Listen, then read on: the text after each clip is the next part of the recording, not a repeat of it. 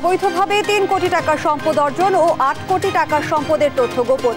শামসুদ্দোহা ও তার স্ত্রীর বিরুদ্ধে দুদকের অভিযোগপত্র। বেনজির তার স্ত্রী ও 2 সন্তানের সম্পদের তথ্য জানতে চায় দুদক। মতিউর রহমানের পরিবারের সম্পদের তথ্য চেয়ে নোটিশ জারি। এবং কর্মবিরতিতে দ্বিতীয় দিনের মতো অচল সারা দেশে পাবলিক বিশ্ববিদ্যালয়ে। চাকরিতে কোটা বাতিলের দাবিতে শাহবাগের সড়ক আটকে মিছিল।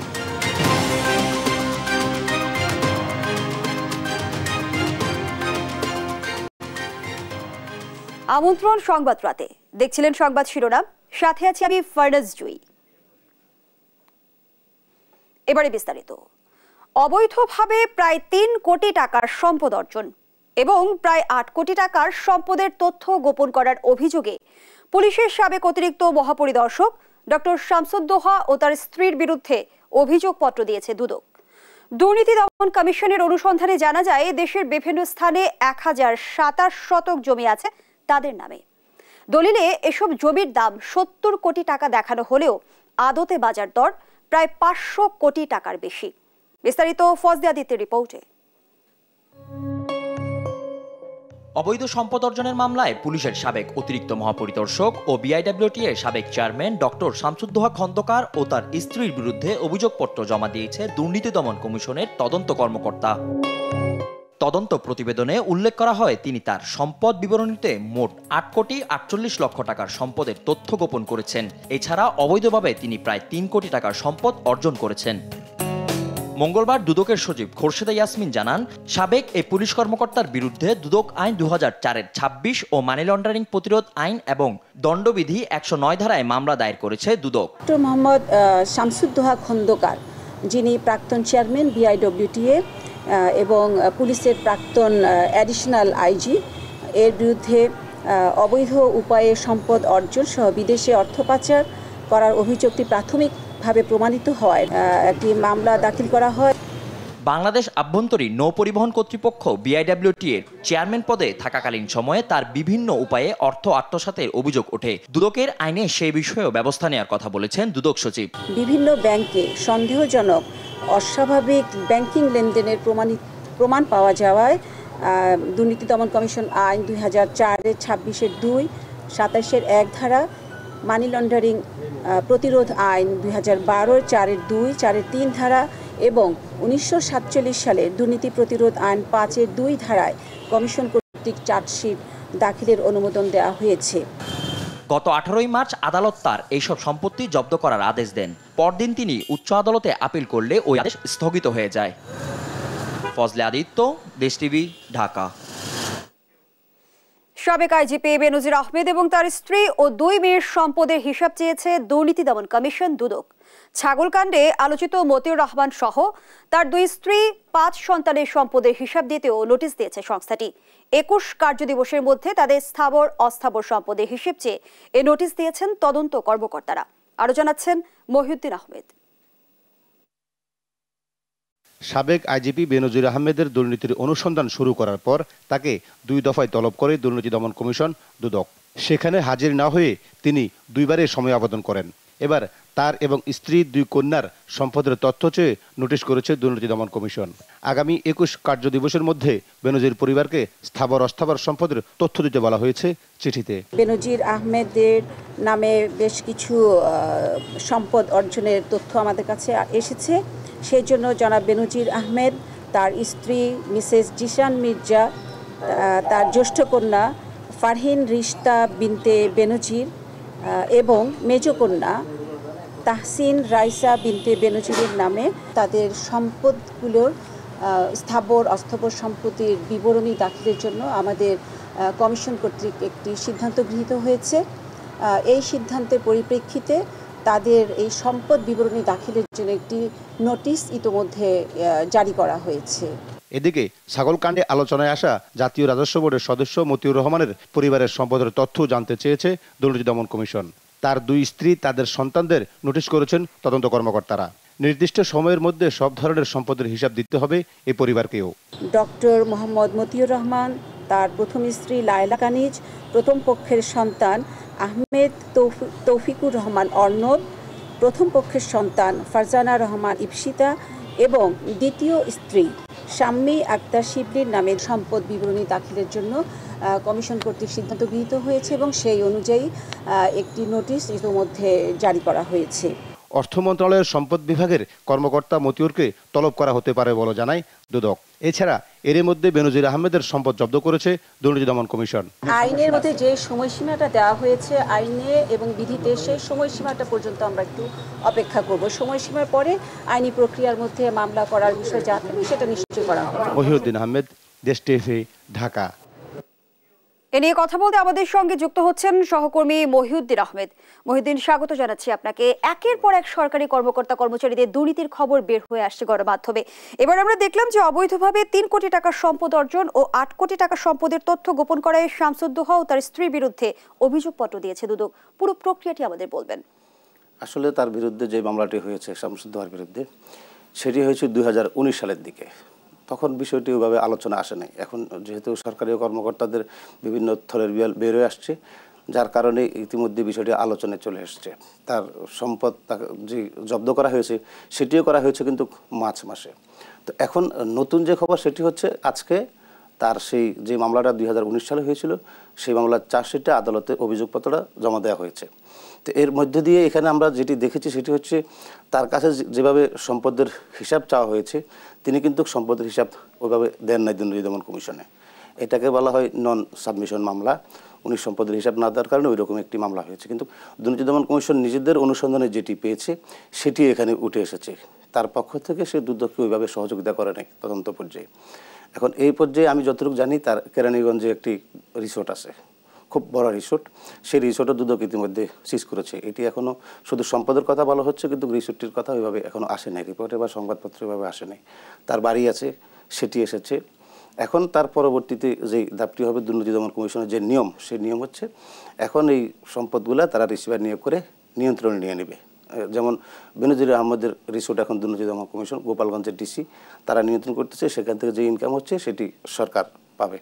তার সম্পদের ক্ষেত্রেও সেটি করা হবে।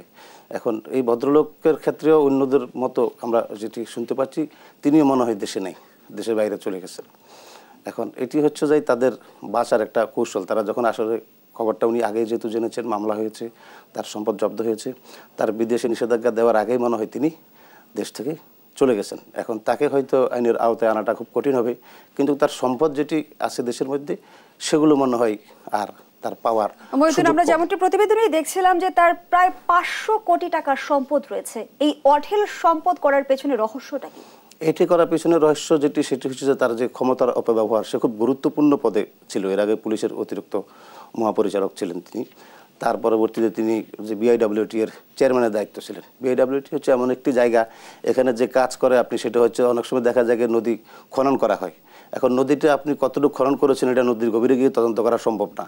এখানে একটা রিপোর্ট দিয়ে বলা হচ্ছে যে এত কোটি টাকার কাজ করা হয়েছে, সেই টাকাটা তুলে নিয়ে যাওয়া হয়। আবার আপনি যখন বলবেন যে নদী ভরাট করা হয়েছে, নদীর মধ্যে আপনি পানি দিবেন, কতটুকু মাটি দিবেন বা বস্তা দিবেন, যাই দিবেন, এটি আসলে কত বস্তা দিয়েছেন, কীভাবে চলে গিয়েছে সেটি কিন্তু তদন্ত করা সম্ভব না। স্রোতের সাথে বলে যে চলে গেছে, এখানে দিছি ওখানে চলে গেছে। তো ওই জায়গা থেকে মনে হয় ওখানে দুর্নীতি করাটা সহজ ছিল। আর উনি মনে হয় যে সেই পথটা খুব বেছে নিয়েছেন, যার কারণে এই ব্যক্তির এত সম্পদের পরিমাণ হয়েছে বা এই বিপুল পরিমাণ সম্পদ তিনি বানাতে সক্ষম হয়েছেন। এই যে আমরা একের পর এক কর্মকর্তার দুর্নীতির খবর জানতে পারছি, শুরুটা কিন্তু হয়েছিল বেনজির কাণ্ড দিয়ে। আর সেই বেনজির তার স্ত্রী এবং 2 সন্তানের সম্পদের তথ্য জানতে চেয়েছে দুদক। সেই সঙ্গে মতিউর রহমানের পরিবারের সম্পদের তথ্য জানতে চেয়ে নোটিশ জারি করেছে। কতদিনের মধ্যে এর জবাব দিতে হবে? এটি হচ্ছে এর আগে কিন্তু বেনজির আহমেদকে 2 দফায় তলব করা হয়েছে, তিনি সাড়া দেননি। 2বারে তিনি সময় নিয়েছেন। সেখানেও কিন্তু একটু জটিলতা আছে। সময়টা যেই প্রক্রিয়ায় চাওয়া দরকার ছিল সেই প্রক্রিয়াগুলো মনে হয় সঠিক ছিল না। তারপরেও দুর্নীতি দমন কমিশন যেহেতু তিনি দেশে নাই, তারা বেনজির আহমেদকে আইনের আওতায় আনা সহজ। সেটি হচ্ছে তিনি যেহেতু সরকারি চাকরি করেছেন, তার বিরুদ্ধে একটা মামলা যে সেইভাবে দুর্নীতির একটা মামলা করা যায়। তার বিরুদ্ধে যদি দুর্নীতির একটি মামলা করা হয় সেক্ষেত্রে তার পরিবারের অন্য সদস্যের নামে যে সম্পদ আছে সেটি কিন্তু আইনের আওতায় আসবে না। দুর্নীতি দমন কমিশন সেই জিনিস বিবেচনা করে তারা চিন্তা করেছে যেহেতু সম্পদ তার চেয়ে তার পরিবারের লোকজনের নামে বেশি, অবৈধ সম্পদের যে হিসাবটা, এই হিসাবটা চাওয়ার কারণ হচ্ছে তার পরিবারকে আইনের আওতায় নিয়ে আসা এবং তাদের সম্পদগুলো যেন দুর্নীতি দমন কমিশন জব্দ করতে পারে, নিয়ন্ত্রণ নিতে পারে, আইনিভাবে যেন পরবর্তীতে কোনো অসুবিধা না হয়। সেজন্য মূলত তাকে অবৈধ সম্পদের নোটিশটা করা হয়েছে। এখন তিনি 21 কার্য দিবসের মধ্যে যদি জবাব দিবেন, আর না দিলে তিনি কিন্তু সময় নিতে পারবেন। সময় চাইলে মাত্র 15 দিন সময় পাবেন। এর বেশি তিনি সময় পাবেন না। ওই 15 কার্য দিবসের মধ্যে তিনি নিজে আসতে পারেন, অথবা তিনি তার কোনো আইনজীবীকে মোক্তারনামা করে তার কাছে এই হিসাবটা তিনি দিতে পারবেন। কিন্তু মহিউদ্দিন আহমেদ, এখানেই তো আসলে প্রশ্ন কিংবা শঙ্কা জাগে, 2 দফায় সময় পেয়েও কিন্তু বেনজির দুদকে উপস্থিত হয়নি। তথ্য বিবরণী সম্পদের যে দিতে বলা হয়েছে, সেটি দেওয়ার সম্ভাবনা কতটুকু? সেটি আমার কাছে মনে হচ্ছে তিনি এই সুযোগটা তিনি নেবেন না। কেন নেবেন না? তিনি যদি সম্পদের হিসাবটি দেন, তাহলে দুর্নীতি দমন কমিশনের কাজ করা আরও সহজ হবে। সেটি হচ্ছে তিনি একটি তথ্য দিয়ে দিলেন, পরবর্তী তারা ওইটা ধরে এগিয়ে যাবেন। আর যেহেতু সরকারি কর্মকর্তা, তিনি খুব বেশি আয় দেখাতে পারবেন না তার সম্পদের সাথে নেই, যার কারণে তিনি নিজেই যখন এটা সম্পদের হিসাব দিবেন, তখন তিনি 2 ধরনের অপরাধের মধ্যে পড়ে যাবেন। একটা হচ্ছে তিনি সম্পদের হিসাব দিতে গেলে তাকে তথ্য গোপন করতে হবে। তথ্য গোপন করা মানে সম্পদের তথ্য যখন গোপন করবেন, সেটা হয়ে যাবে আপনার জ্ঞাত আয় বহির্ভূত সম্পদ। আর যেটি তিনি ট্যাক্সে উল্লেখ করেছেন, তার এখন যদি হিসাব দেন আর ট্যাক্সে যেটি উল্লেখ আছে, সেটা হয়ে যাবে যখন তার আয়ের সাথে মিলবে না অবৈধ সম্পদ। তিনি 2 ধারায় কিন্তু অপরাধের মধ্যে পড়ে যাবেন। তো যেহেতু তারা এত বড় কাজ করতে পেরেছেন, তারা এই ধারাগুলো বুঝছেন, তাদের আইনজীবী আছে, আমার মনে হয় যে তিনি সম্পদের হিসাব দিবেন না। তো হিসাব না দিলেও কিন্তু তার বাঁচার আপাতত আমি কোনো লাইন দেখছি না। আইন অনুযায়ী সেটা হচ্ছে দুর্নীতি দমন কমিশনের যদি কোনো অসহযোগিতা করে, কারো বিরুদ্ধে অভিযোগ আসে, যদি সম্পদের হিসাব না দেয়, সেক্ষেত্রে এটি নন সাবমিশনের মামলা হয়ে যাবে। এক্ষেত্রে তিনি কিন্তু রক্ষা পাবেন না। ধন্যবাদ জানাচ্ছি। একই প্রক্রিয়া হবে আপনার যে মতিউরের ক্ষেত্রে একই প্রক্রিয়া হবে। যেহেতু তিনি ওই যে সম্পদগুলো চাকরি করেছেন, তিনি একজন সরকারি চাকরি, কিন্তু তার যে সম্পদ তার নামে আছে, দুদক যদি দুর্নীতির মামলা করে, শুধু এগুলা তাদের আওতায় চলে আসবে। কিন্তু তার ছেলে সন্তান, মেয়ে, স্ত্রী, তাদের নামে দেশের বাইরে যেগুলো আছে, এগুলা দুর্নীতি দমন কমিশন আসলে ধরতে পারবে না। এগুলো আইনিভাবে সিজ করলেও কিন্তু রাখতে পারবে না, সিজ করতে পারবে না। সেই জন্য তার ক্ষেত্রেও তারা একই প্রক্রিয়া গেছে, পুরো পরিবারের সকল সদস্যের অবৈধ সম্পদের হিসাবটা চেয়েছেন। একদম স্পষ্ট। ধন্যবাদ জানাচ্ছি সহকর্মী মহিউদ্দিন আহমেদ। স্টুডিওতে আলোচনায় ছিলেন সহকর্মী মহিউদ্দিন আহমেদ। নিয়ম অনুযায়ী প্রতি বছর সরকারি কর্মকর্তাদের সম্পদ বিবরণী দাখিলের নির্দেশনা দিয়েছেন হাইকোর্ট। সেই সাথে আগামী 3 মাসের মধ্যে নির্দেশনার অগ্রগতি কি তা জানতে চেয়ে রুল জারি করেছেন। সরকার একাই দুর্নীতি রোধ করতে পারবে তা নয়, সবাইকে কাঁধে কাঁধ মিলিয়ে দুর্নীতির বিরুদ্ধে কাজ করার তাগিদ দেন হাইকোর্ট। সাবরিনা মজুমদারের রিপোর্টে বিস্তারিত।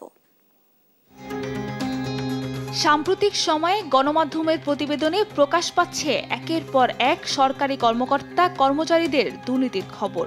শুরু হয়েছিল বেনজির আহমেদকে দিয়ে, এরপর একে একে বের হয়ে আসলো আজিজ, মতিউর, ফয়সাল সহ আরো অনেকের দুর্নীতির তথ্য। এরই প্রেক্ষিতে সোমবার দুর্নীতি রোধে সরকারি কর্মকর্তাদের সম্পদের হিসেব আইন অনুযায়ী দাখিল ও ওয়েবসাইটে প্রকাশের নির্দেশনা চেয়ে হাইকোর্টে রিট করা হয়। মঙ্গলবার আদালতে এই রিটের শুনানি হয়। রিটের পক্ষে শুনানি করেন অ্যাডভোকেট সুবিন নন্দী দাস। রাষ্ট্রপক্ষে ছিলেন deputy attorney general AKM Aminuddin Manik. দুদকের পক্ষে ছিলেন আইনজীবী ফজলুল হক। এই শুনানির এক পর্যায়ে আদালত বলেন, দুর্নীতি দেশের সুশাসন ও উন্নয়নের অন্তরায়। যে কোনো উপায়ে দুর্নীতি দমনে কাজ করতে হবে। কোর্ট বলেছে যে দুর্নীতি মুক্ত করার যে সংগ্রামটা আমাদের জাতির পিতা বঙ্গবন্ধু শেখ মুজিবুর রহমান যেটি শুরু করেছিলেন, সেটি আমাদেরকে চালিয়ে নিতে হবে এবং দুর্নীতির বিরুদ্ধে এই সংগ্রামটা কোর্ট এবং সাধারণ জনগণ এবং সরকারের অন্যান্য যেসব প্রতিষ্ঠান আছে, পার্লামেন্ট সহ সবাইকে একসাথে এই সংগ্রামটা করতে হবে। এ সময় আদালত আইন অনুযায়ী সরকারি কর্মকর্তাদের প্রতি বছর সম্পদ বিবরণীর দাখিলের নির্দেশ দেন এবং 3 মাসের মধ্যে এ বিষয়ে অগ্রগতি প্রতিবেদন দাখিল করার নির্দেশও দেন আদালত। পত্রপত্রিকায় বেশ কিছু হাই অফিসিয়ালের বিষয়ে দুর্নীতির এবং প্রচুর পরিমাণের অর্থ অর্জনের বিষয়ে সংবাদ আসছে, যেটা দুদক তদন্ত করছে।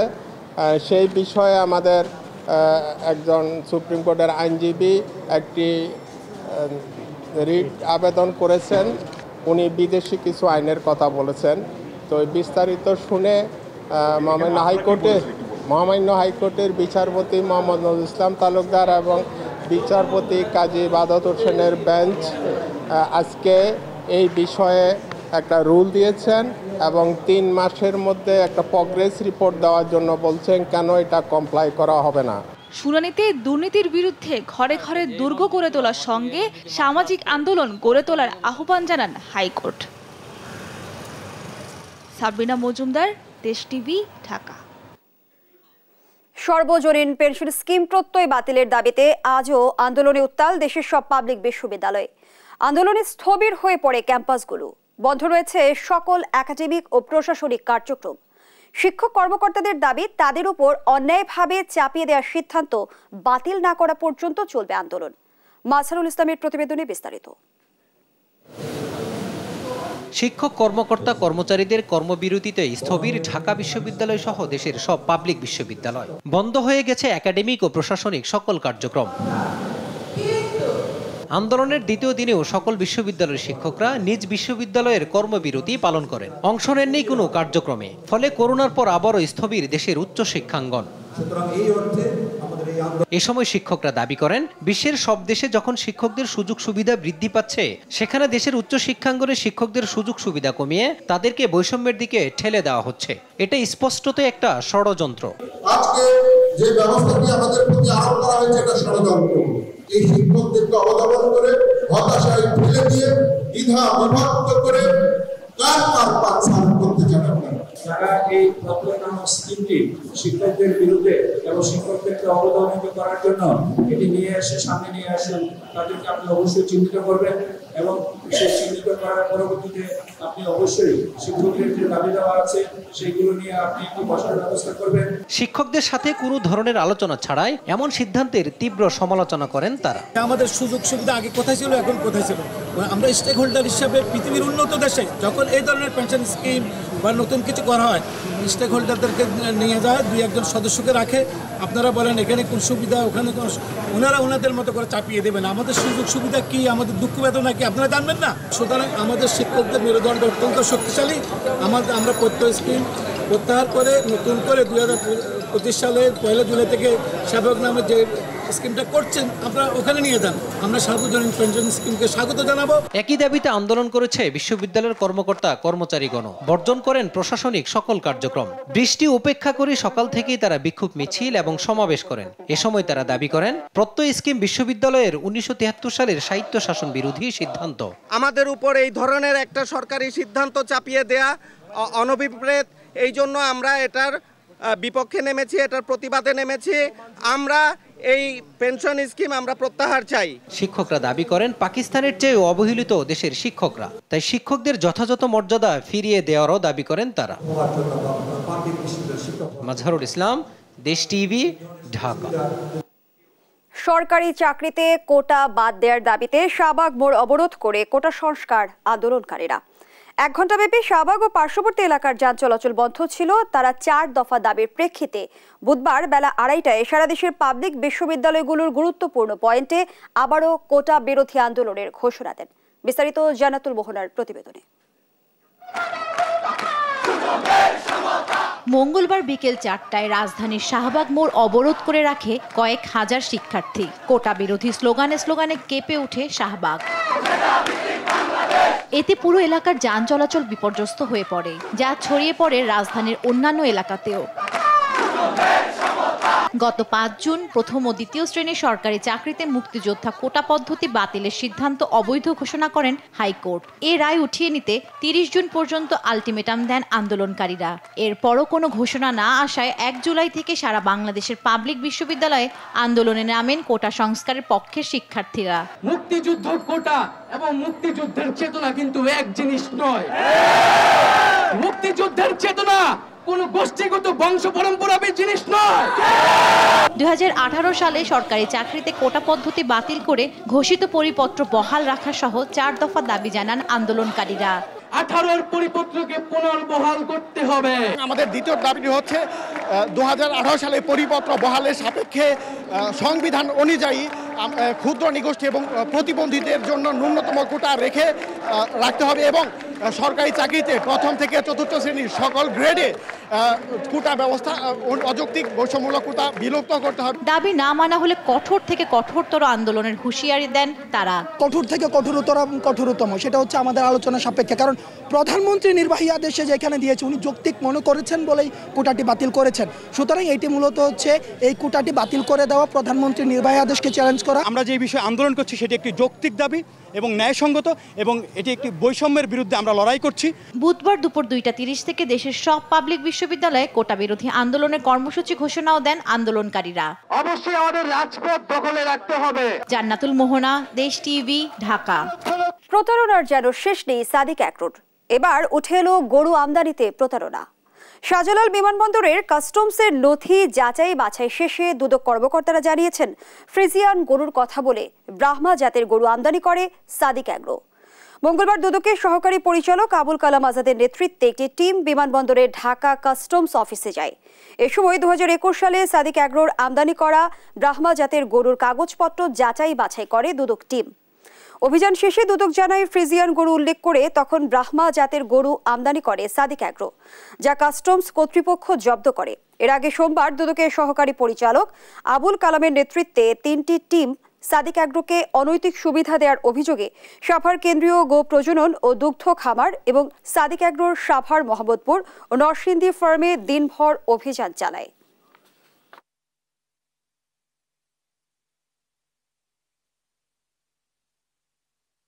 আহ 2021 সালে সাদেক এগ্রো কর্তৃক আমদানিকৃত 18টি ব্রাহ্মা প্রজাতির গরু, মানে যা আমদানি নিষিদ্ধ এবং উৎপাদন নিষিদ্ধ গরু আমদানি করছিল। আমদানি করার পর কাস্টম কর্তৃক আটক করা হয়। আটক করে গরুগুলো মানে পালনের জন্য সাভার কেন্দ্রীয় গো প্রজনন খামারে প্রেরণ করা হয়। এই সংক্রান্তে যেগুলো রেকর্ডপত্র কাস্টমসের কাছে ছিল, এগুলো আমরা সংগ্রহ করতে নিয়ে আসছি। 10 দিনের চিকিৎসা শেষে হাসপাতাল থেকে গুলশানের বাসায় ফিরেছেন বিএনপি চেয়ারপারসন খালেদা জিয়া। গেল 23 জুন বিকেলে রাজধানীর এভার কেয়ার হাসপাতালে করোনারি কেয়ার ইউনিটে চিকিৎসাধীন খালেদা জিয়ার শরীরে স্থায়ী পেসমেকার বসানো হয়। এরপর সেখানেই 10 দিন চিকিৎসা শেষে মেডিকেল বোর্ডের সিদ্ধান্তে মঙ্গলবার সন্ধ্যায় খালেদা জিয়াকে রাজধানীর এভার কেয়ার হাসপাতাল থেকে গুলশানের বাসভবন ফিরোজায় আনা হয়।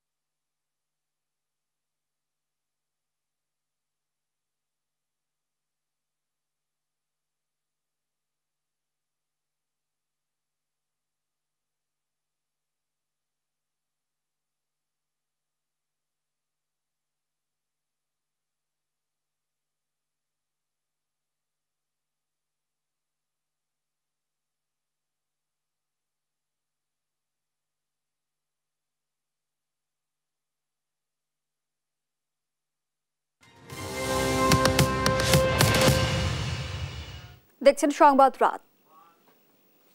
এবার দেশ বিনোদনের খবর।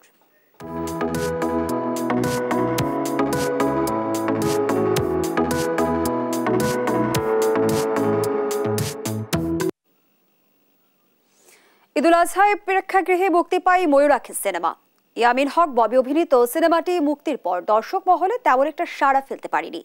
এরই মধ্যে নির্মাতা রাশিদ পলাশের সঙ্গে দ্বন্দ্বে জড়ান ববি। তিনি অভিযোগ করেন নির্মাতা রাশিদ পলাশ সিনেমার টাকা নিয়ে করেছেন নানা অনিয়ম। একই অভিযোগ করেন ময়ূরাক্ষী সিনেমা প্রোডাকশন হাউস আজ ইন্টারন্যাশনালের সিইও আয়েশা সিদ্দিকী। বিস্তারিত ARM সাদাতের রিপোর্টে। ঈদুল আজহা উপলক্ষে প্রেক্ষাগৃহে মুক্তি পায় ময়ূরাক্ষী সিনেমা। ইয়ামিন হক ববি অভিনীত সিনেমাটি মুক্তির পর দর্শক মহলে সাড়া ফেলতে ব্যর্থ হয়। এরই মধ্যে নির্মাতা রাশিদ পলাশের সঙ্গে দ্বন্দ্বে জড়ান ববি। সিনেমাটিতে ববিকে সঠিকভাবে উপস্থাপনা করতে পারেননি বলেও অভিযোগ তার। শুধু তাই নয়, পলাশের গায়ে হাত তোলারও খবর পাওয়া গেছে। ঢাকার নিকেটনের একটি বাসায় ঘটনা ঘটেছে এমনটাই নিশ্চিত করেছেন চলচ্চিত্র সংশ্লিষ্ট কেউ কেউ। এ বিষয়ে সাংবাদিকদের প্রশ্ন এড়িয়ে কি বললেন চিত্রনায়িকা ববি। এরকম কিছু আসলে হয় নাই, যেভাবে নিউজটা আসছে আসলে ঠিক আছে। সো এরকম কিছুই হয় না। আমি তো অনেকবার বললাম যে ওইখানে বসা হয়েছে, কথা হয়েছে, এমন বিষয় হয় নাই যেটা নিয়ে এভাবে আপনারা মানে বলছেন যে এটা হয়েছে কি হয়েছে না। সংবাদ সম্মেলনে ববিকে অভিযোগ করা হয় শুটিং সেটে সময় মতো না আসা এবং অপেশাদার আচরণ করা। এমন অভিযোগের পরিপ্রেক্ষিতে ববি বলেন, নিজের কাজের সঙ্গে এতটা ডিসঅনেস্ট মানুষ আমি এই 13 বছরের ক্যারিয়ারে দেখি নাই। ফিল্মে কথা শুনিয়েছে যে আমি তো এরকম সাপোর্ট দিতে হবে, এটা আমি অনেক সাপোর্ট দিয়েছি। একদিন দুদিন এমন হয়েছে যে আপা আজকে পেমেন্ট না দেই, আজকে প্রোডাকশন খরচটা চালাচ্ছি। আমি বলছি ওকে, নো প্রবলেম, পেমেন্টটা পরে দাও। সেই ছেলে যদি এখন এসে বলে আমার ফ্রেন্ডের মতো চ্যানেলে বসে ববি বলে, এমনি আপা বলে, তো ওর কনফিউজিং এক তো ক্যারেক্টার। তারপর হচ্ছে আরেকটা বিষয়, আমি এত কিছু বলতেই চাই না আসলে, একজনের এত ক্যারেক্টার নিয়ে আমি কথা বলতে চাই না, এটা আপনারা জাজ করবেন। কিন্তু আমি এখন মানে বাধ্য হয়ে অলমোস্ট এটা বলছি যে এতটা ডিসঅনেস্টি নিজের কাজের সাথে, এটা আসলে আমি দেখি নাই। এই প্রসঙ্গে ময়ূরাক্ষী সিনেমা প্রোডাকশন হাউস আজ ইন্টারন্যাশনাল সিইও আয়েশা সিদ্দিকা অভিযোগ করেন, রাশেদ পলাশ তার কমিটমেন্ট ঠিক রাখেনি। আমাদের প্রোডাকশন থেকে আমাদের ময়ূরাক্ষী সিনেমার জন্য যা বাজেট ছিল তার চেয়ে অনেক বেশি 3 গুণ বাজেট আমরা পরিচালককে দিয়েছি। বাট পরিচালক আমাদের সাথে কন্ট্রাক্টে ছিল যে সে সিনেমাটা মানে ডিস্ট্রিবিউশন হতে আরম্ভ করে এভরিথিং সে দেখবে। আমাদেরকে সে হচ্ছে যে মানে এখানে ইনভলভ করে নাই সিনেমা মেকিংয়ে, বাট টাকাটা সে তুলে দিবে, এটা তার সাথে আমাদের কন্ট্রাক্ট ছিল। বাট সে আমাদের কাছ থেকে টাকা নিয়ে যা কন্ট্রাক্ট ছিল তার চেয়ে 3 গুণ টাকা সে বেশি নিয়েছে। বাট সে না তো হচ্ছে যে সে কমিটমেন্ট ঠিক রেখেছে আমাদের সাথে কোনো না, সে আর্টিস্টদেরকে এবং কাউকে সে পেমেন্ট, আমি যা শুনেছি পরে যে সে পেমেন্ট ঠিকমতো ক্লিয়ার করে নাই। টেকনিশিয়ানরাও ফোন করেছে, আর্টিস্টরা বলেছে, আমরা শুনেছি যে পেমেন্ট সে ক্লিয়ার করেনি। বাট আজ ইন্টারন্যাশনালের পক্ষ থেকে আমাদের পেমেন্ট অনেক বেশি ছিল। চিত্রনায়িকা ও ময়ূরাক্ষী সিনেমা প্রোডাকশন হাউস আজ ইন্টারন্যাশনালের অভিযোগের পরিপ্রেক্ষিতে এখনো কিছু বলেননি পরিচালক রাশেদ পলাশ। ARM সাদাত, দেশ টিভি। চিত্রনায়িকা ইয়ামিন হক ববির সঙ্গে প্রতারণা করা সে আমানুল্লাহ আমানের বিরুদ্ধে গ্রেপ্তারি পরোয়ানা জারি করেছেন আদালত। 2 জুন মঙ্গলবার ঢাকা মেট্রোপলিটনের 7 নম্বর আদালতের বিচারক সাইফুল ইসলামের আদালত এ পরোয়ানা জারি করেন। অন্যদিকে এই বিষয় নিয়ে সংবাদ সম্মেলন করেন অভিযুক্ত আমান। বিস্তারিত জানাচ্ছেন দেবরাই দীপ্ত। কয়েকদিন আগে পরিচালককে পেটানোর অভিযোগে আলোচনায় আসেন চিত্রনায়িকা ইয়ামিন হক ববি। এবার অন্য এক ঘটনায় এই নায়িকার বিরুদ্ধে হয়েছে হত্যা চেষ্টা ও চুরির মামলা। গত 23 জুন মামলাটি করেছেন মোহাম্মদ সাকিব। এই মামলার দ্বিতীয় আসামি ববি, প্রথম আসামি মির্জা আবুল বাশার। পরে তারাও পাল্টা মামলা করেছেন। যেটা সত্য, যেটা ফ্যাক্ট আসলে সেটা। আর এই মামলায় চিত্রনায়িকা ইয়ামিন হক ববির সঙ্গে প্রতারণা করা আমানুল্লাহ আমানের বিরুদ্ধে গ্রেপ্তারি পরোয়ানা জারি করেছেন আদালত। মঙ্গলবার ঢাকা মেট্রোপলিটনের 7 নম্বর আদালতের বিচারক সাইফুল ইসলামের আদালত এই পরোয়ানা জারি করেন। রেস্টুরেন্টের পারমিশন না থাকলে আদার্স রেস্টুরেন্টগুলো। অন্যদিকে এদিন অভিযুক্ত আমানুল্লাহ আমান গুলশানে এক সংবাদ সম্মেলন করেন।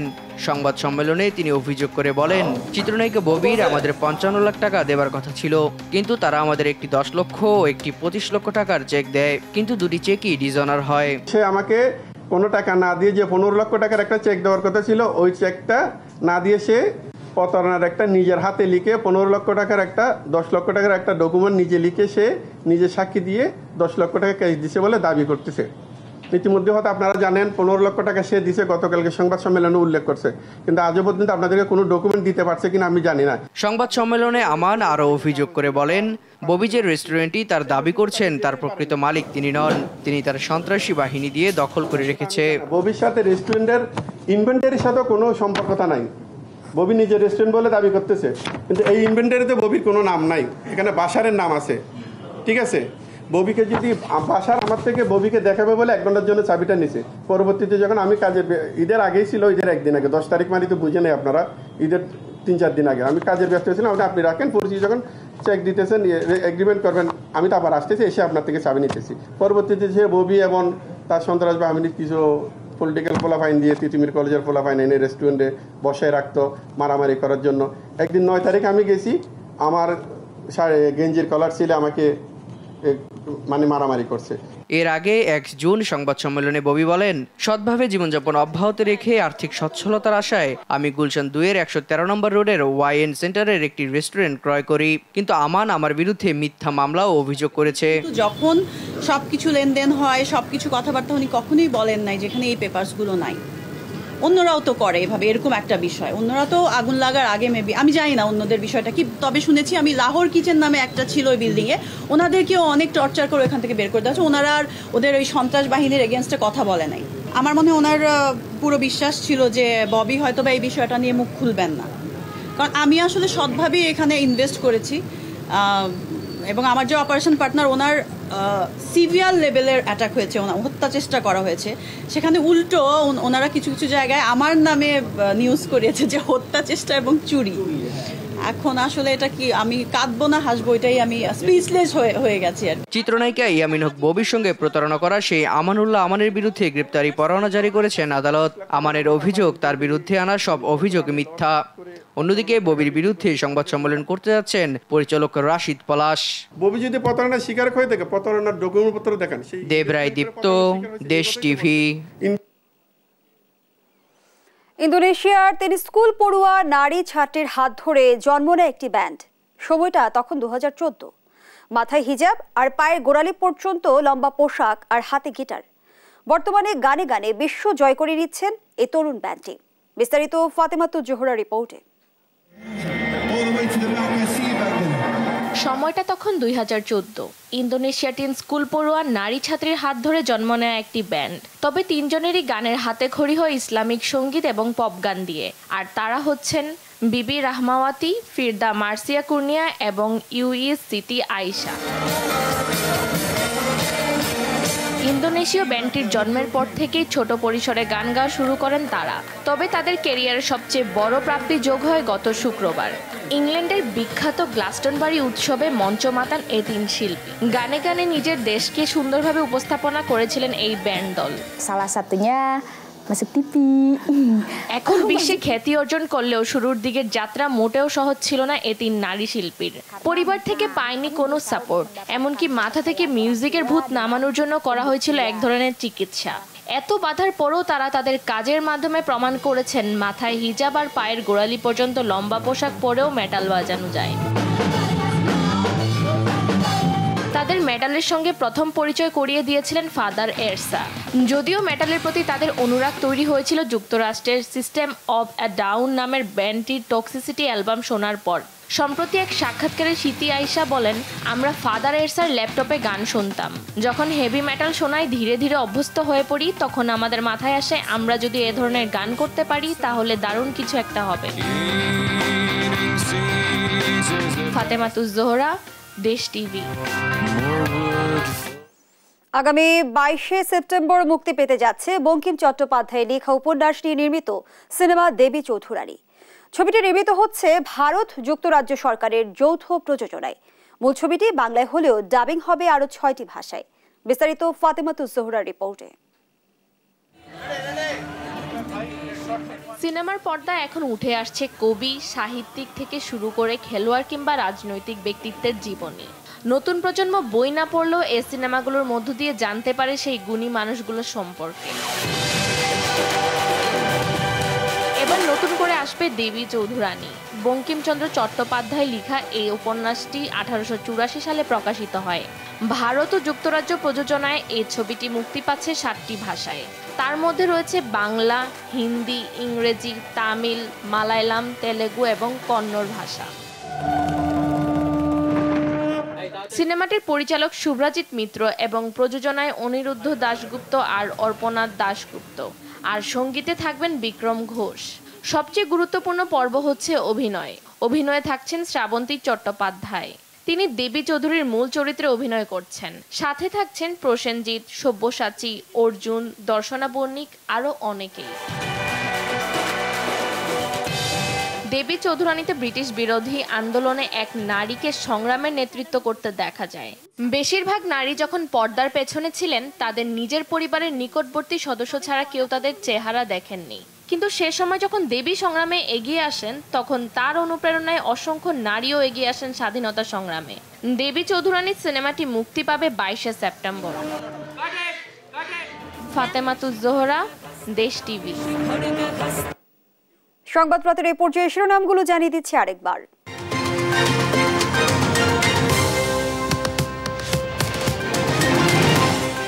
অবৈধভাবে 3 কোটি টাকার সম্পদ অর্জন ও 8 কোটি টাকার সম্পদের তথ্য গোপন। শামসুদ্দোহা ও তার স্ত্রীর বিরুদ্ধে দুদকের অভিযোগপত্র। বেনজির তার স্ত্রী ও 2 সন্তানের সম্পদের তথ্য জানতে চায় দুদক। মতিউর রহমানের পরিবারের সম্পদের তথ্য চেয়ে নোটিশ জারি। এবং কর্মবিরতিতে দ্বিতীয় দিনের মতো অচল সারা দেশের পাবলিক বিশ্ববিদ্যালয়ে। চাকরিতে কোটা বাতিলের দাবিতে শাহবাগের সড়ক আটকে মিছিল। এই ছিল এখনকার সংবাদ রাত। পরের বুলেটিন দেখার আমন্ত্রণ রইল। এছাড়া দেশ টিভির সর্বশেষ খবর পেতে ভিজিট করুন দেশ.টিভি। ফেসবুকে আমাদের সঙ্গে যুক্ত থাকুন দেশ টিভি অথবা দেশ টেলিভিশন পেজে। সর্বশেষ ভিডিও পেতে ইউটিউবে আমাদের হ্যান্ডেল @দেশ টেলিভিশন অথবা @দেশ টিভি নিউজ লিখে সার্চ করুন। ধন্যবাদ সবাইকে।